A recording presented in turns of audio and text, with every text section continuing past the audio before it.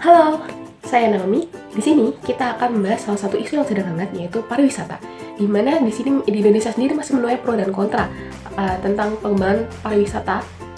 Yang mana saat ini Indonesia sendiri itu punya yang namanya DPSN atau Destinasi Pariwisata Super Prioritas, di mana ada beberapa destinasi yang memang diprioritaskan untuk pembangunan dengan intervensi dari pemerintah berupa dana atau anggaran khusus untuk pembangunan.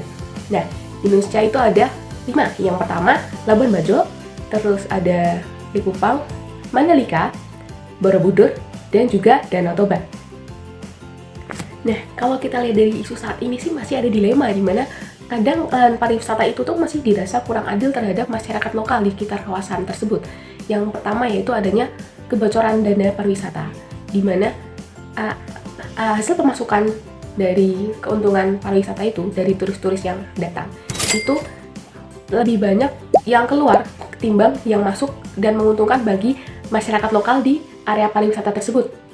Contohnya misal jika banyak investor asing ataupun dari negara luar maupun pihak-pihak swasta yang mungkin membangun hotel, resort, ataupun fasilitas-fasilitas lainnya, di mana keuntungannya itu akan lebih besar terserap ke situ daripada ke masyarakat lokal yang bahkan mungkin kurang dari 10% pendapatannya. Dan di beberapa daerah pun juga kadang masih dianggap hanya sekedar menjual budaya.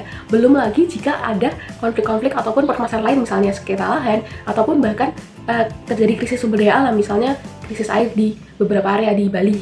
Tapi meskipun begitu, apabila kita lihat dari kondisi negara Indonesia sendiri, itu kan di sini kalau kita lihat peluang pariwisata, tentu saja itu tidak bisa disia-siakan.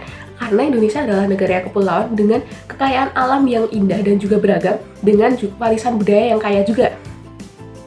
Ditambah lagi, di beberapa daerah juga sumbangan pariwisata itu sudah tinggi, seperti di Bali ataupun beberapa provinsi seperti berikut, yang sudah berhasil mendapatkan pemasukan triliunan rupiah dari bidang pariwisata. Nah, dengan adanya lahan pariwisata ini, tentunya infrastruktur di daerah itu juga bisa berkembang, seperti tadi ada dana dari pemerintah, dan ada contohnya juga seperti di Labuan Bajo, di mana di sini sudah ada pembangunan pelabuhan, bandara, dan juga pembangunan yang penghubung ataupun infrastruktur jalan. Peluang yang sangat besar bagi negara Indonesia untuk menjadi negara yang maju lewat sektor pariwisata. Lantas, bagaimana kita untuk mengoptimalkan pembangunan dan kemajuan negara? Dengan menyeimbangkan juga dengan kesejahteraan warga lokal di kawasan pariwisata. Salah satu caranya, dan yang utama, adalah dengan pengaturan atau penataan ruang. Di sini konsep dasarnya itu ada 2. Yang pertama, penataan ruang melalui peraturan zonasi, lalu yang kedua itu ada peraturan ataupun regulasi. Dan di mana zonanya itu ada 3 zona utama. Yang pertama, zona untuk optimalisasi investasi pariwisata, di mana isinya nanti fasilitas pariwisata dan juga masih menyisakan lahan untuk UMKM lokal. Lalu yang kedua itu zona pariwisata untuk masyarakat. Jadi lahan khusus yang bisa dibangun misalnya seperti desa wisata maupun homestay dan juga komunitas masyarakat budaya lokal.